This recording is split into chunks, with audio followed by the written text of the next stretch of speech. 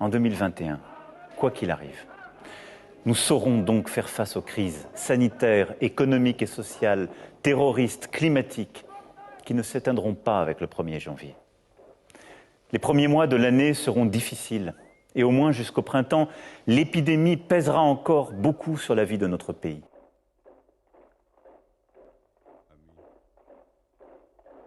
Les publics pour lesquels la mise en œuvre de la vaccination est en effet la plus délicate et la plus longue.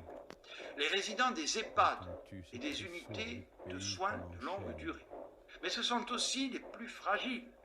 Plus de 23 000 d'entre eux sont décédés depuis le début de l'épidémie, soit près d'un tiers des décès totaux, alors qu'ils ne représentent que 1% de la population française. D'ici la fin de la semaine, tous les résidents volontaires des EHPAD auront reçu leur première injection. 70% de cette population aura franchi cette première étape décisive dans quelques jours. Et elle sera totalement protégée d'ici le début du mois de mars, à l'issue des deuxièmes injections. C'est un taux d'adhésion remarquable, preuve que notre stratégie dans ces établissements était la bonne.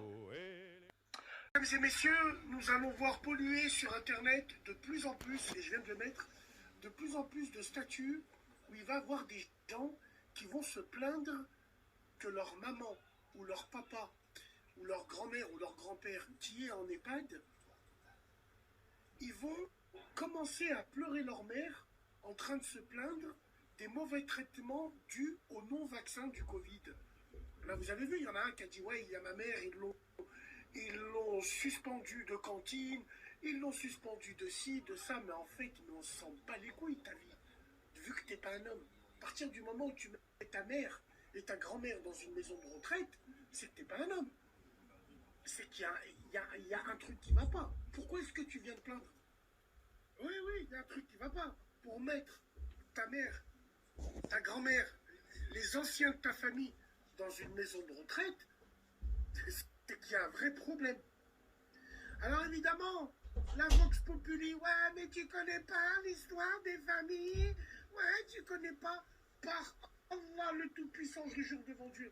Même si ma belle-mère, elle prépare des soupes dans un chaudron en jetant des grenouilles, je la prends quand même. Tout est une question, j'ai pas envie de dire d'éducation, parce qu'on n'a pas été éduqué pareil. On peut être bien éduqué, mais pas avoir les mêmes valeurs et les mêmes principes. Le roi Hassan II, grand homme, il disait que sa société, elle disparaîtra le jour où il y aura des maisons de retraite, chez lui ou au bled. Je sais pas s'il y en a, mais de son temps, tu n'en avais pas. C'est toute une philosophie de vie. Venez pas vous plaindre, on s'en cogne de vos vies. Ouais. On ne veut pas vous écouter, parce que vous avez fait un choix de facilité.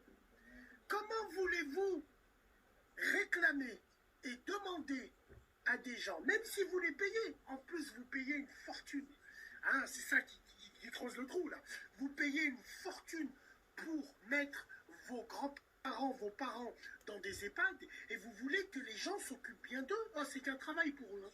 Ils viennent, ils pointent, hein, ils s'en battent les couilles, hein. À part 1 sur 1000, et encore je suis large, 1 sur 1000 qui travaille avec des convictions, qui vient avec le cœur. Le reste, ils sont tous là pour les fiches de paye. Donc, venez pas demander des traitements dignes d'un traitement familial quand la propre famille, elle s'en bat les couilles.